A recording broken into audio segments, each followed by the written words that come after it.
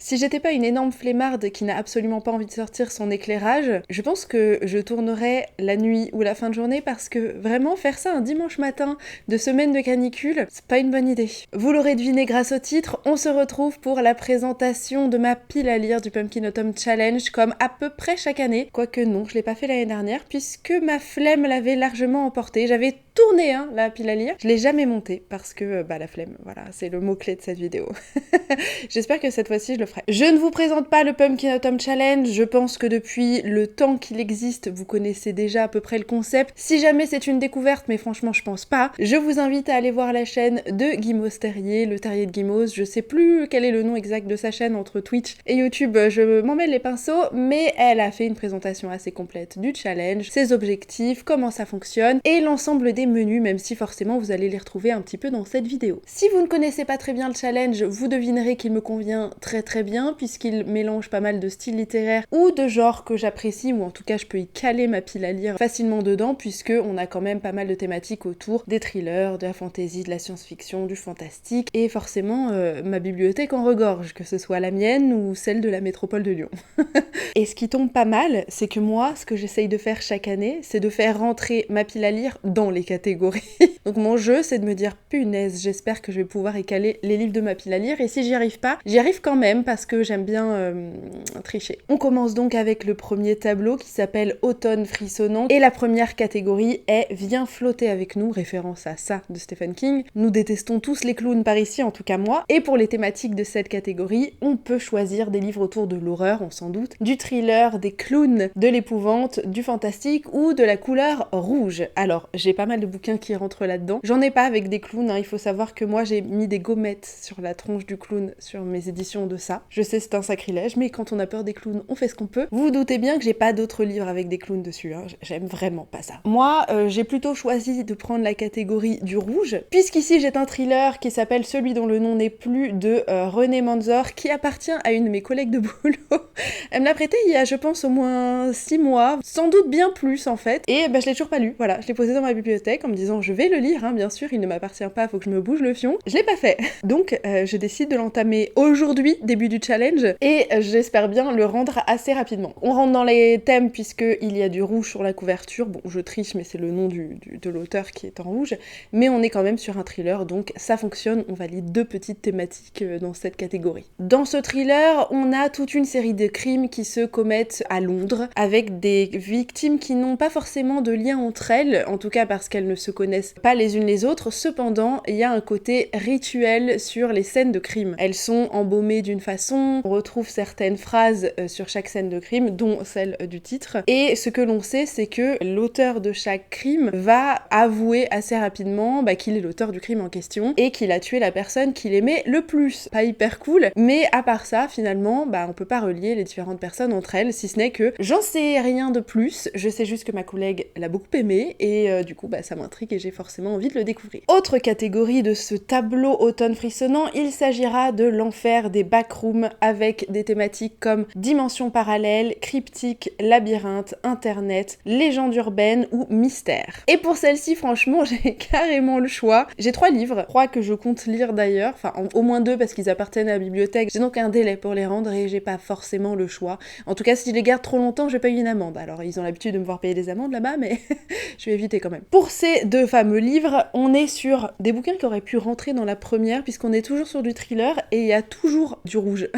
Le premier s'appelle Sarah, elle veille sur vous de Sylvain Forge. Je sais que ça se passe à Nantes, qu'il y a une explosion de la criminalité et qu'on va mettre en place Sarah, qui est un système de surveillance. Alors, je pense que ça passe par des caméras qui surveillent tout ce qui se passe en ville. Je sais qu'il va y avoir un espèce d'expert en robotique qui disparaît, qu'il y a des questions de cybercriminalité qui vont se mélanger à ce récit-là. Je sais pas trop ce qui va se passer, mais je me suis dit qu'au niveau d'internet, ça fonctionnait pas trop mal. Et si jamais ça marche pas trop, je peux le basculer dans celle d'avant. Le deuxième thriller que j'ai sous la main, il s'agit de Insignis de Charlotte Le Tourneur. Et là, clairement, on est vraiment sur internet, le thriller aussi toujours, puisque vous allez avoir toute une série de crimes qui sont commis, je pense, via la toile, puisqu'on a un espèce de harceleur qui s'appelle No One, c'est son pseudo, et je pense qu'il pousse des personnes personnes à commettre des crimes. En tout cas, c'est ma supposition d'après le résumé. Les meurtres sont aussi retransmis sur internet. Du coup, ça fonctionne. Et le troisième livre que j'ai choisi de rentrer dans cette catégorie, il s'agit de Et c'est ainsi que nous vivrons de Douglas Kennedy, que je n'ai pas sous la main parce que je l'ai en version e-book, donc je lirai sur ma petite liseuse, je vous insérerai une petite image. Et là, on s'intéresse plus à la question de dimension parallèle, dans le sens où on est plus ou moins sur une dystopie. Je me suis dit que ça fonctionnait bien. On est dans les États-Unis en 2045, donc dans pas si longtemps que ça, et l'auteur a imaginé un pays qui aurait été divisé en deux avec une espèce de nouvelle guerre de sécession. Le pays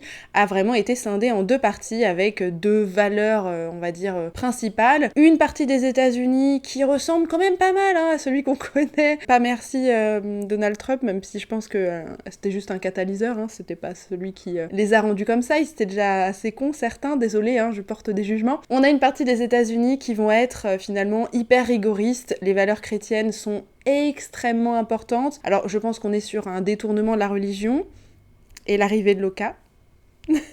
Avec donc des valeurs religieuses qui vont prendre toute la place. Si vous voulez, le divorce est interdit, vous avez l'avortement évidemment qui est interdit aussi, sinon c'est pas drôle. Finalement c'est déjà un peu le cas dans certains états. On n'a pas forcément beaucoup de liberté individuelle. Et l'autre partie des États-Unis, on est sur justement un endroit où il y a quand même pas mal de liberté, où finalement chacun fait pas forcément un peu ce qu'il veut, mais on va pas vous empêcher de vous marier, de divorcer, de faire une transition. Par contre, tous vos faits et gestes sont surveillés. C'est pas forcément mieux. Et donc dans cette histoire, vous allez avoir une agente qui vient, je crois, de ce deuxième univers, qui va aller infiltrer le premier dont je vous ai parlé, et elle doit pas se faire repérer, ni par le camp d'où elle vient, ni par les personnes de celui dans lequel elle arrive. Je sens arriver une bonne connerie de la part de Loka, parce que j'étais pas là pendant 3 semaines, et là, elle est heureuse de me retrouver quand même. Il m'intrigue pas mal, j'en ai beaucoup entendu parler, donc j'espère qu'il me plaira, même si j'ai un petit peu peur de ce qu'on peut y retrouver. Troisième et dernière catégorie de ce tableau, il s'agit de Perfectly Splendid, avec des histoires autour des fantômes de la famille, d'un manoir, de possession, gothique ou drame. J'ai un peu trichoté là, j'avoue. Puisque moi j'ai choisi After the Silence de Louise O'Neill. Louise O'Neill, je vous en ai parlé 1000 fois sur cette chaîne, c'est une autrice que j'aime beaucoup parce qu'elle a beaucoup d'engagement qui me parle, notamment le féminisme. Ce livre-là, c'est un thriller, là encore, il rentrerait parfaitement dans la première catégorie, thriller et rouge. J'en avais un paquet, bon, les thrillers ils aiment bien mettre du rouge, c'est connu. Et j'ai décidé de détourner la question de la thématique de la famille, mais on a quand même le drame, puisque l'histoire c'est une femme qui va être assassinée une nuit sur une île qui est plus ou moins isolée. Je sais pas si ça se passe en Irlande, puisque l'autrice est irlandaise. Le fait est qu'une femme meurt, son mari survit, et le crime n'est pas résolu. On ne sait pas vraiment qui a commis ce crime, qu'est-ce qui s'est passé exactement. 10 ans plus tard, il y a des personnes qui vont décider de faire un documentaire sur le sujet, et qui vont remettre en question la responsabilité du mari, et peut-être l'accuser d'être l'auteur de ce crime. Peut-être qu'on abordera la question des féminicides, peut-être pas, mais en tout cas je me suis dit que ça fonctionnait bien pour drame et famille. Voilà, c'est horrible. On enchaîne avec le deuxième tableau qui s'appelle Automne, douceur de vivre. Lui aussi on le retrouve chaque année.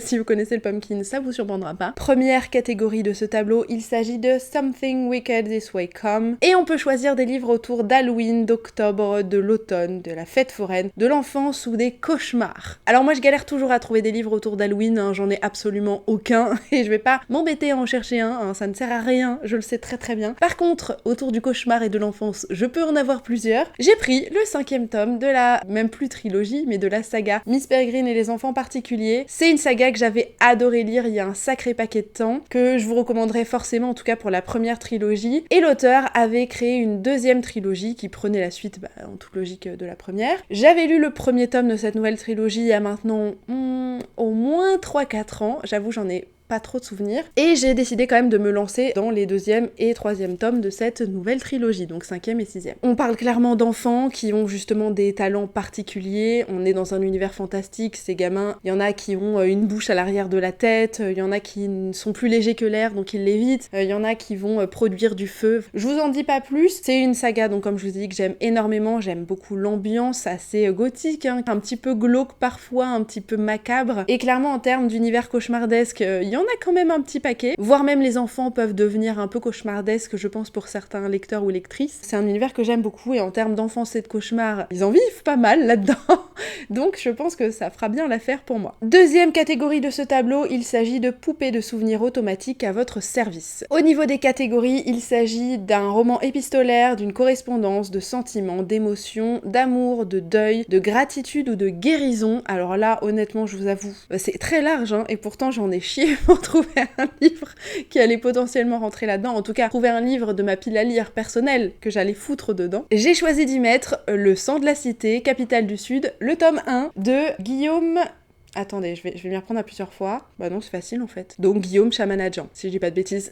Ce que je sais de cette série de romans, c'est qu'elle est écrite à quatre mains. Vous avez deux auteurs avec les romans, donc La Capitale du Sud et La Capitale du Nord, qui finalement sont liés l'un à l'autre, hein, évidemment. Et vous avez deux personnages qui vont se rencontrer, je pense, d'une façon ou d'une autre. Dans celui-ci, on suit, je crois, un garçon qui fait des livraisons de vin et bien prestigieux pour les personnes de la ville et peut-être de cités alentours. Je sais qu'il est fan de poésie, qu'il partage pas mal cette passion avec des amis, qu'il se partage des poèmes, qu'il va récupérer un recueil de poèmes assez rare qui va en fait raconter la part sombre de la ville dans laquelle il a toujours grandi. Ce que je me suis dit, c'est que comme il y a une autre capitale du Nord, c'est que peut-être il y a une partie pas de roman épistolaire parce qu'on n'est pas sur des lettres, mais qu'il va y avoir échange de correspondance. Je me dis que peut-être ça peut rentrer dans cette catégorie. Peut-être une romance avec d'autres personnes, donc peut-être un peu d'amour. Là c'est des suppositions. Je suppose que ça peut rentrer dedans, mais en réalité, je n'en sais rien. C'est un pari. Ce que je sais par contre, c'est que c'est une saga qui a plu à énormément de personnes, dont mon amie Cassandra. Donc, si ça lui a plu, il y a quand même beaucoup de chances que ça me plaise également. Et enfin, dernière catégorie de ce tableau, il s'agit de La Dame Chouette des îles bouillantes, avec des thématiques comme sorcière, magie, malédiction, école, parcours initiatique et amitié. Et pour ça, je ressors un livre qui traîne dans ma pile à lire depuis, je crois, 1 an ou 2 maintenant. C'est La Ville sans vent, mais le tome 2 de la duologie de La Ville sans vent. J'avais adoré le premier tome de La Ville sans vent, que j'ai trouvé très original, qui vous parlait d'une jeune fille qui doit avoir dans les 13 ans, quelque chose comme ça, qui part à la recherche de ses origines de son père, puisqu'elle ne le connaît pas. Tout ce qu'elle sait, c'est que potentiellement, il réside dans cette fameuse ville sans vent, hyperborée, qui est couverte d'un dôme, et c'est pour ça qu'on l'appelle la ville sans vent, puisque bah forcément, s'il y a un dôme par-dessus, le vent ne circule pas. Je sais pas comment il respire, mais en tout cas, il n'y a pas de vent. Elle va tomber sur un mage qui est sur la fin de son parcours scolaire finalement, il passe son diplôme de mage, il va lui-même être confronté à quelque chose d'assez choquant. Son mentor est mort, on le suppose être assassiné, et on part à la recherche du meurtrier, et donc les deux vont s'associer pour à la fois partir en quête du meurtrier de ce fameux mentor, et en même temps essayer d'identifier qui est le père de notre jeune fille. On a donc clairement la question de l'école, puisqu'elle va partir dans cet apprentissage elle aussi, puisqu'il va devenir son mentor, hein, ce fameux personnage. Ils vont se lier d'amitié, donc on a de l'école, on a de l'amitié, on a un parcours initiatique évidemment, et là on est sur le deuxième tome. Tout ce que je peux vous dire, c'est que je l'ai beaucoup aimé, que je vous le recommande, il était très drôle, très facile à lire, l'univers m'a franchement beaucoup plu. Cette fois-ci, j'espère vraiment que je vais l'en sortir, parce que je l'ai beaucoup aimé ce fameux premier tome, vraiment. Hein. On enchaîne avec le troisième tableau, vous entendrez peut-être Loka en train de boire son eau en arrière-plan, voilà, ASMR chaton en train de boire. Ce dernier tableau s'appelle Automne des bois et au-delà, et c'est le fameux tableau qui change chaque année. Ce tableau commence avec une première catégorie qui est Pomme alors, c'est le goût de la tarte aux amandes. Il fait référence à un livre en particulier que je vais m'empresser d'aller chercher parce qu'en fait il est derrière la caméra. Et ce fameux livre, c'est Mémoire de la forêt de Michael Brun-Arnaud, qui est très très populaire. Il a été publié il y a un petit moment, c'est le premier tome, je sais qu'un deuxième est à paraître très prochainement ou est déjà sorti. Vraiment, je me tiens absolument pas au courant de l'actualité littéraire. C'est un roman plutôt adressé à un public jeunesse et il a clairement inspiré cette catégorie. Ça tombe bien parce que du coup, c'est celui que j'ai choisi, comme par hasard. Les thématiques sont les animaux, il y en a plein, la mémoire, bon, clairement on aborde la question de la maladie d'Alzheimer, je pense, hein, vraiment. Intergénérationnel, le thé, les gourmandises, de l'altruisme, d'héroïsme, il y en aura, hein, puisque d'après le résumé dont je vous parlerai, vous allez vite comprendre que quelqu'un va se dévouer aussi à une autre personne et va se mettre à sa place, de la tendresse, de l'aide et un guide. On est donc dans un univers totalement jeunesse, mais qui aborde des thématiques assez importantes, qui sont pas anodines. Tout se passe dans une forêt. Vous avez une librairie qui est tenue par, comment s'appelle-t-il, Archibald de Renard, vend des livres qui ont souvent été écrits par des personnes, des habitants de la forêt. Ferdinand Taupe qui avait écrit un livre, je crois qu'il retrace un petit peu ses mémoires, ou en tout cas sa vie, et il part à la recherche de ce bouquin, sauf que malheureusement, on le retrouve plus dans la bibliothèque. Il a sans doute été vendu à quelqu'un, et donc Archibald de Renard va partir à la recherche avec Ferdinand Taupe de ce fameux livre. Je sais qu'il a ému beaucoup de monde, je sais qu'il est très apprécié, je pense qu'il me plaira, il y a des thématiques qui, je pense, vont forcément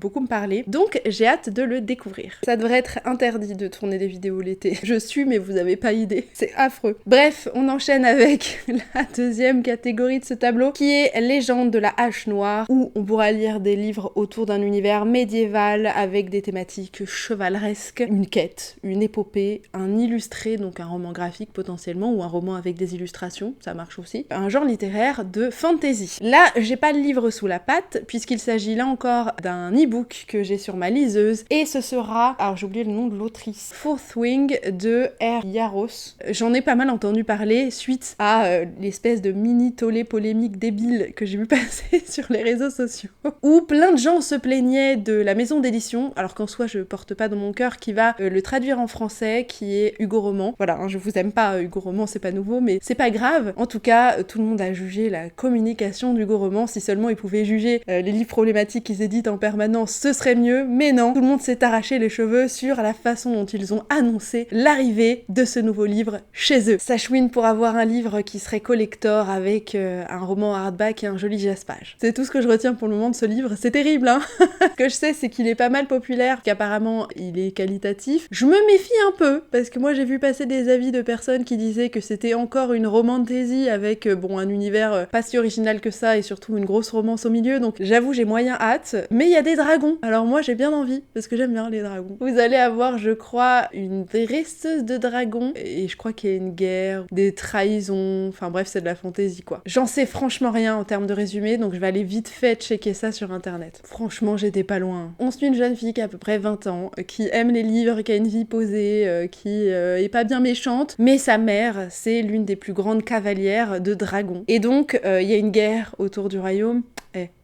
Je l'avais dit quand même. Hein. Et Violette, parce que je crois qu'elle s'appelle comme ça, on va lui demander de devenir dresseuse de dragons à son tour, en tout cas cavalière, puisque les dragons ils se lient de moins en moins aux personnes. Faut des nouveaux cavaliers parce qu'il y a la guerre, tu vois. Ce qu'on sait par contre, c'est que les dragons, s'ils t'estiment un petit peu faible, pas forcément trop fort de caractère, ils te permettent pas de les monter ou de les dresser, ils t'incinèrent. Pas de bol pour Violette, elle est quand même pas forcément apparemment la plus forte de caractère, donc ça s'engage un peu mal, mais bon, on se doute bien qu'elle va pas finir incinérée, sinon ça ferait pas une énorme pavasse. Ou alors on est sur du nature writing un peu bizarre. Et donc je suppose qu'on est sur le parcours initiatique de la petite Violette qui va dresser son dragon, se lier à son dragon. Je me doute bien qu'il y a tout un tas de trahisons qui vont avoir lieu, une romance évidemment, et vu qu'on lui force un petit peu la main à Violette là pour devenir dresseuse de dragon, peut-être que la personne qui lui force la main elle est pas très sympathique. C'est le résumé que j'ai à peu près déchiffré là en 5 minutes. Je suis curieuse, voilà, il y a eu tellement de bruit autour de ce livre que maintenant j'ai envie de savoir si ça vaut la hype et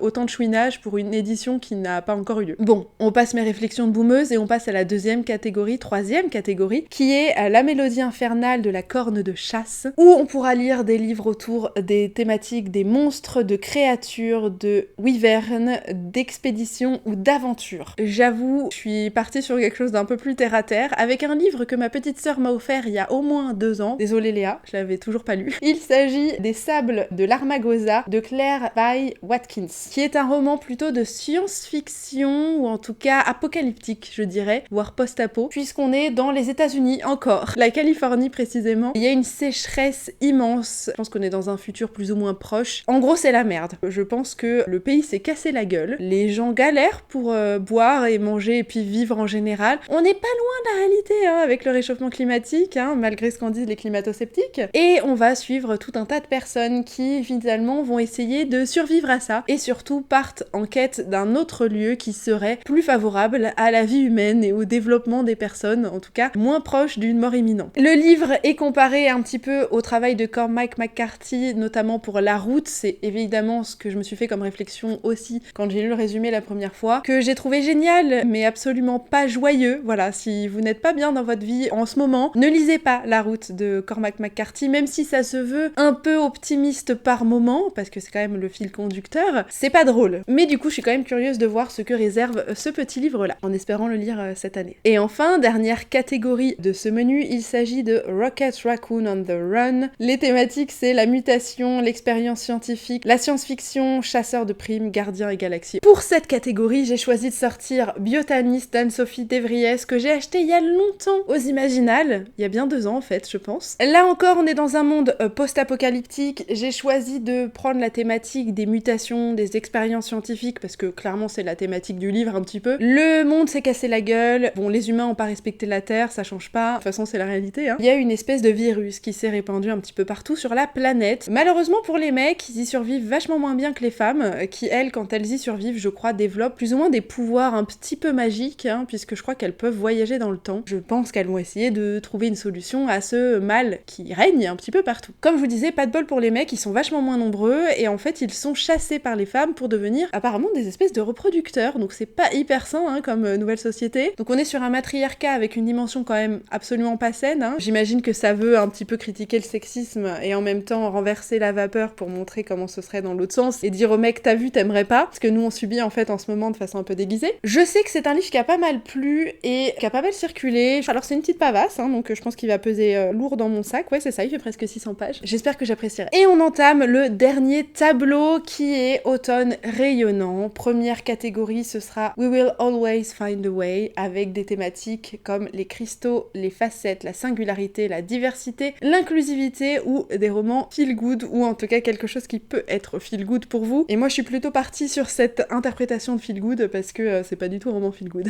Par contre c'est une dystopie et j'aime beaucoup lire des dystopies. Là encore c'est un roman des Imaginales. Il s'agit du Dernier né de Noémie Bourgeois, qui est donc une dystopie dans un futur plus ou moins proche, ça se passe en 2084. Les naissances sont hyper réglementées et surtout contrôlées, puisque les femmes sont stérilisées par l'État, qui décide qu'il faut contrôler les naissances, et donc il y a des femmes qui vont être désignées comme porteuses, donc qui seront celles qui permettront quand même à l'humanité de poursuivre son existence. Pour cela, elles devront avoir un patrimoine génétique irréprochable, et nous, je crois que dans l'histoire on suit plusieurs personnes, j'ai oublié lesquelles, l'autrice m'avait fait une présentation assez complète, hein, mais c'était il y a 1 an, donc j'ai oublié. Mais on va suivre en particulier, je crois, une porteuse. En termes de feel good, moi j'aime bien, parce que c'est une dystopie, mais par contre en termes de réalité, j'aimerais pas. Je sais pas si on aura la question de la diversité et de l'inclusivité, parce que jusque-là, d'après le résumé, c'est pas justement très diversifié, ni très inclusif d'ailleurs, mais peut-être qu'on en fait une petite critique. Deuxième catégorie de ce dernier tableau, il s'agit de L'Esprit indomptable de Jo March, donc il fait référence aux 4 filles du Dr March, et on parle de la place de la femme, d'indépendance, d'ambition, de rêve, de sororité, de théâtre et d'écrivaine. Moi,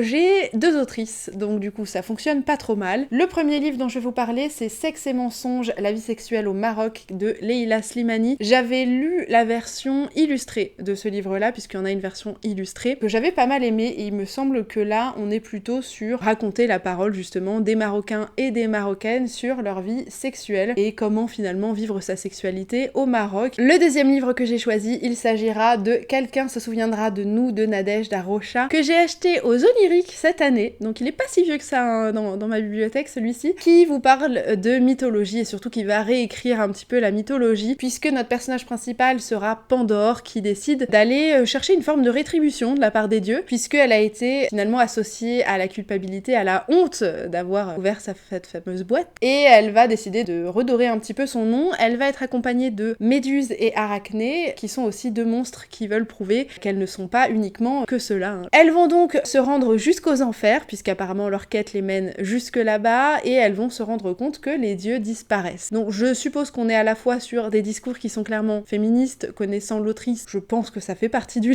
livre. On aura un petit côté suspense, alors thriller, on va peut-être pas aller jusque-là, mais on va essayer de savoir ce qui arrive à ces fameux dieux. Dernière catégorie dont je prononcerai pas très bien, j'avoue, la phrase, donc je vais pas la prononcer parce que je vais la massacrer, c'est irlandais ou en tout cas celtique peut-être, franchement j'en sais rien et je vais pas m'y risquer, mais en fait ça fait référence à Maureen de Bazar de la littérature, qui était une femme qui tenait aussi une chaîne Booktube, un blog, un compte Instagram, que je connais depuis très longtemps maintenant, puisqu'elle était là depuis longtemps, qui malheureusement est décédée cette année d'un cancer. C'est tragique parce que elle est partie beaucoup trop tôt, et puis c'est tragique de manière générale. Et voilà, Guimauve a voulu rendre hommage à Maureen, ce que je trouve très très joli, et je pense fort à Maureen, à son mari, à sa petite fille. Et autour de tout cet hommage, elle a voulu représenter Maureen à travers ce qu'elle aimait, donc évidemment la littérature, c'est pour ça aussi qu'elle est au cœur de ce challenge-là. Mais bon, Maureen, c'était pas que des livres, c'était une femme, c'était une maman aussi depuis peu de temps, aussi une fan d'Irlande, de randonnée, de science-fiction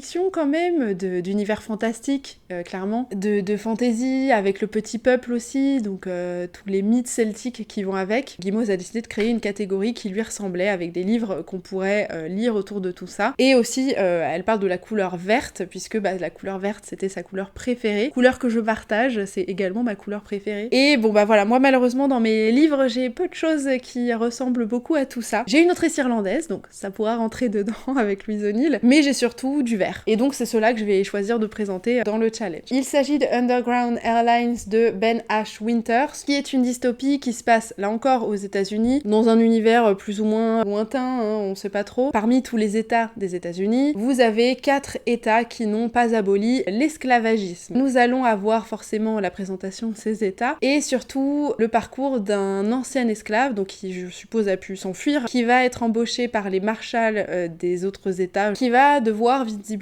s'infiltrer dans ces fameux États. Je sais juste que le résumé m'a un peu glacée et que je me suis dit j'attends de voir comment l'auteur a traité ce sujet qui est clairement pas évident, et on le sait, l'esclavagisme moderne ça existe toujours en fait. Je suis curieuse de voir ce que ça a dans le ventre. Et j'avais également un emprunt bibliothèque à caler là-dedans, donc ça tombait pas mal parce qu'il a un petit peu du vert sur la couverture, alors je dirais que c'est un vert bleu mais vert quand même. Il s'agit de Le Somnambule de Sebastian Fitzek, qui est apparemment un des plus gros auteurs de thrillers polar en Allemagne. Et là, on est sur un homme qui se réveille un matin. Sa femme a disparu. Non, elle a été agressée dans la nuit. Et lui, en fait, il est victime de crise de somnambulisme. Alors, il pense que c'est lui qui a agressé sa femme dans la nuit. Je crois qu'il est pas tout blanc parce que visiblement, il y a quand même un climat de violence conjugale dans ce couple-là. Et il va aller voir son psy et on suppose assez fort qu'en fait, c'est peut-être pas lui qui l'a agressé, mais peut-être que son psy le manipule, j'en sais rien, et qu'on veut lui faire croire qu'il a agressé sa femme. Je sais juste qu'il y a une question de faux semblants et que ça pouvait être divertissant, et vu que j'en ai lu un de cet auteur, je me suis dit